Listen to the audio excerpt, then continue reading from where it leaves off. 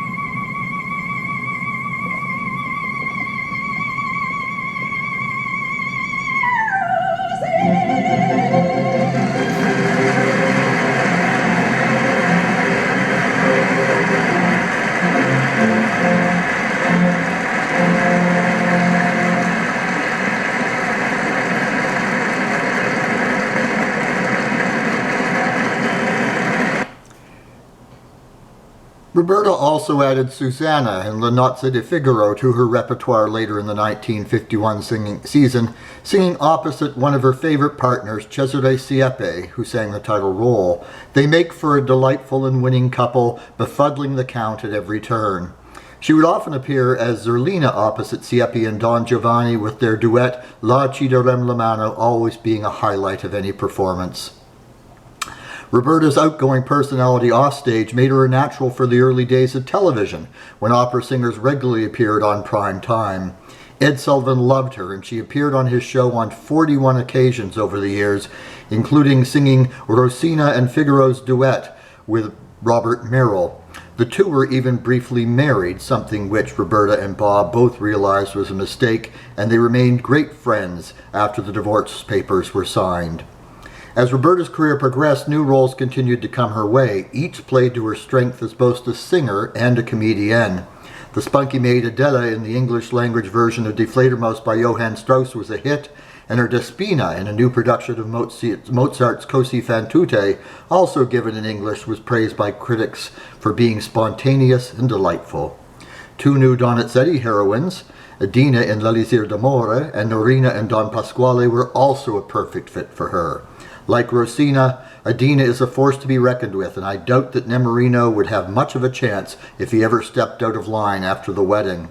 Norina is an absolute spitfire, easily transitioning from simpering young bride to the harpy whose well-timed slap brings Pasquale to the realization that he has been an old fool.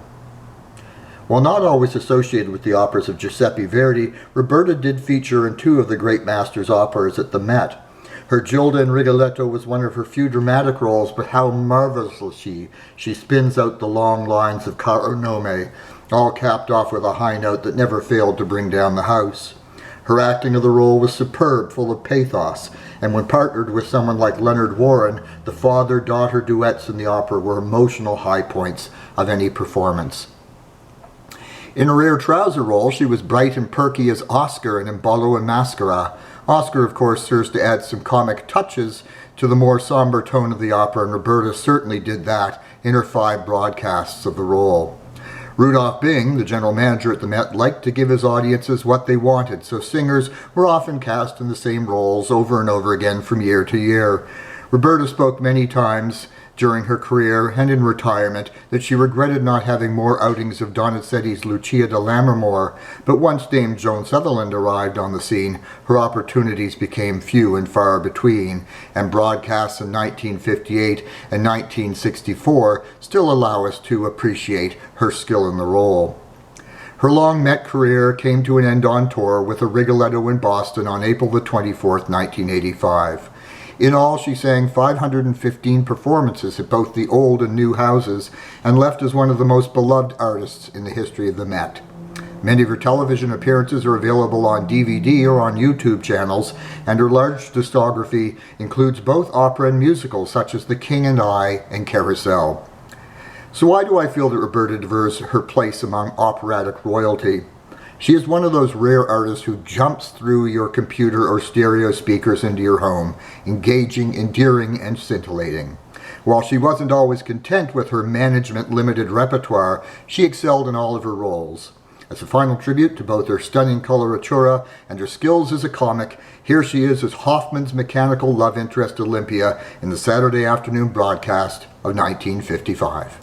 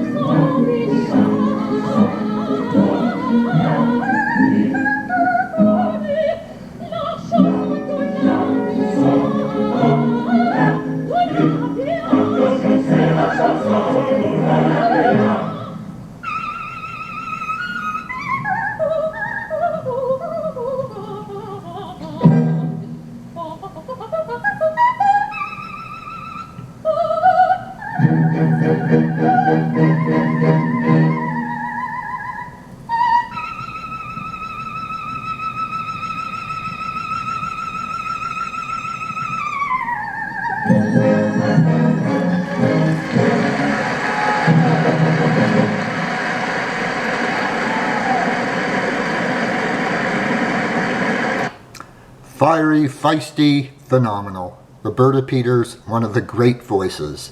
And now this is Verdi Guy 65 signing off from Dartmouth, Nova Scotia, Canada, wishing you all a wonderful musical day.